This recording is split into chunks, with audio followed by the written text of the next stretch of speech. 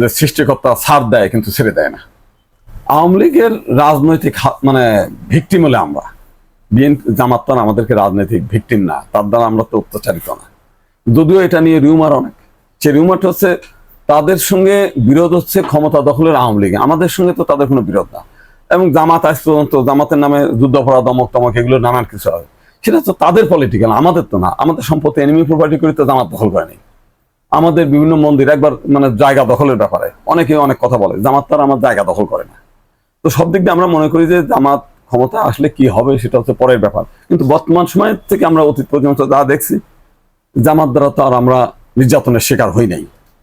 এবং এই দিন আমির বলতেছে, আমির সাহেব যেটা বলছেন যে আমার দলের নেতা কর্মী বা আমার দলের নাম ভাঙায় যদি কোনো জায়গায় কোনো হিন্দুর বাড়িতে চাঁদা দাবি করে, মন্দির ভাঙে, প্রতিমা ভাঙে, কিংবা হুমকি ধামকি দেয়, কিংবা চাঁদা দাবি করে, কোনো কথা না, আপনি তাদেরকে ধরবেন, হাতে নাতে ধরে আমাদের হাতে দেবেন। ওই সরকারি পুলিশ বিচার কি হলো কি হলো না, তাকে প্রকাশ্যে আমরা কি বিচার করি আপনারা দেখবেন আর কি।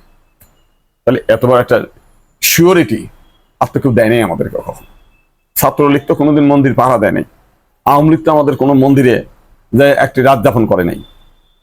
আমরা যেখান থেকে উপকৃত হচ্ছি, এখানে মানে হয়তো এটা নিয়ে অনেক কথাই বলবে যারা আওয়ামী লীগের সঙ্গে যুক্ত, তাদের আওয়ামী লীগের শত্রু জামাত, সেই শত্রুটা আমাদের হিন্দুদের ঘাড়ে চাপাই দিচ্ছে। অন্যায়কারী কেউ যে কথা বলে যে সৃষ্টিকর্তা ছাড় দেয় কিন্তু ছেড়ে দেয় না, আমি জানতাম যে এদের পরিণতি এমন পরিণত হবে। এই বিষয়ে ভারতের এক গোয়েন্দা কর্মকর্তা এখন থেকে 6 মাস আগে আমি তাকে বলছিলাম যে দেখেন, আমি যেটা আন্দোলন করি সেটা আমার জাস্ট কমিউনিটির জন্য, আমি রাষ্ট্র ক্ষমতায় কোনোদিন মন্ত্রী হবো না, চেয়ারম্যান হবো না, এমপি হবো না, কিছুই না। আমি চাই আমার কমিউনিটি যেন বেঁচে থাকে, তাদের উপর অকারণে আপনি রাজা রাজা যুদ্ধ হয় উলো ঘরের পরান যায়। আপনি আওয়ামী লীগ, আপনি বিএনপি, আপনি জাতীয় পার্টি, আপনি জামাত নিজেরা নিজেরা যুদ্ধ করেন। ভাই আমার ঘরের পর দিয়ে আপনি যেতে চান কেন? আমার ঘরের পর দিয়ে আপনি লাথি মেরে আমার মন্দির আগুন পুড়ায় চান কেন? এই জিনিসটা একটু শেখ হাসিনার সতর্ক করেন। তা নাহলে শেখ হাসিনা আপনার আফগানিস্তানের যে ঘটনা ঘটছে, এই ঘটনাটা ঘটলো বলে আমি মেসেজ করি, সেই মেসেজ আমার কাছে এখন আছে।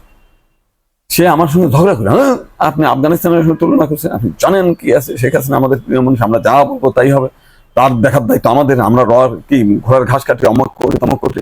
আমি বললাম শোনেন না, আপনার কি করেন না করেন এটা আপনার সঙ্গে তর্ক করবো না। আফগানিস্তানের থেকে আমেরিকা আরো 3 মাস আগে পালাই গেছে, জ্বলিয়ে গেছে আভাস পেয়ে। আর আপনারা যেদিন তালেবান দখল করলো, এই দিন আপনারা সেই বিমানের হ্যান্ডেল ধরে দেখলেন সব পালাচ্ছেন কেন রে ভাই? আগের দিন আপনার জানতে পারে না?